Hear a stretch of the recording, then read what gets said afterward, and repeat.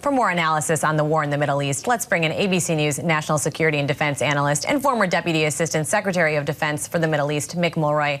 Mick, I want to pick up on Jake Sullivan's visit to Israel. Obviously, we've heard President Biden ramping up his rhetoric, saying that Israel's military campaign is starting to lose some of that support. We've learned that about half of the munitions that Israel is dropping on Gaza are those dumb bombs that are unguided.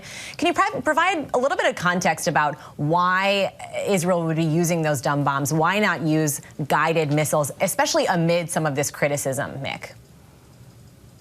So, Elizabeth, it's important to point out that most countries have both in their arsenal, including the United States. As you pointed out, the most effective are precision-guided missiles, not these unguided missiles that come from air to ground.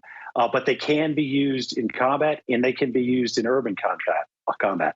The issue is you have to take particular care to make sure that the radius of the explosion does not include civilians. So it is more complicated. And I think by the level of death and destruction that we've seen, that is really what is calling this into question. Why you would use so many unguided munitions. That on top of the president's comments that the bombing has been indiscriminate, I think will really call that into question. But just using them alone does not indicate some kind of nefarious intent. It's how you use them.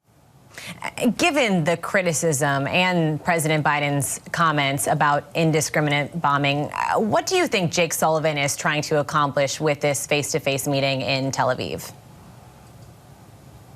So the use of the term indiscriminate really takes it outside of what's called the law of armed conflict, LOAC, you'll hear a lot of people say. So I think that needs to be clarified. If it's not as precise as we would like, then we should say that specifically. But when you use the word indiscriminate, it really means you're not distinguishing between friend or foe, which is required under international law. But I think Mr. Sullivan is really going to push for a change in tactics when it comes to the remainder of major combat operations. He's going to push for a uninterrupted supply of humanitarian aid, which is greatly needed. And like you mentioned in the reports, or like all of the reporters have, they're going to talk about the way ahead. What is next?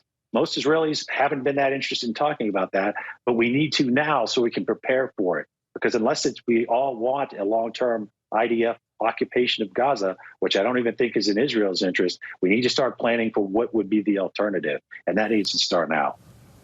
And still so much debate about what that alternative is. Mick, we know that hostage families have been reacting angrily to reports that Israeli Prime Minister Netanyahu actually stopped the head of Mossad from going to Qatar, which of course is the main intermediary in the hostage negotiations, stopped him from restarting those negotiations.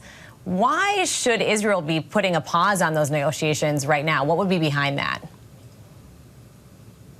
So I don't understand the logic in not sending your negotiators. And in cases like this, where it's a very sensitive negotiation with, in this case, a terrorist organization, oftentimes the intelligence services like the CIA, like Mossad, are used. So that's very normal. But there's no way to get to any kind of negotiated settlement, which is by far the most safe way to get hostages out of harm's way than a military operation. There's no way to get to that if you're not even talking. So it doesn't mean you have to agree with everything, obviously, that's being asked by Hamas, but the dialogue really needs to take place because it is by far the safest way to get these people back and back with their families. Mick Mulroy, thank you, as always, for your analysis. Hi, everyone. George Stephanopoulos here. Thanks for checking out the ABC News YouTube channel. If you'd like to get more videos, show highlights, and watch live event coverage, click on the right over here to subscribe to our channel. And don't forget to download the ABC News app for breaking news alerts. Thanks for watching.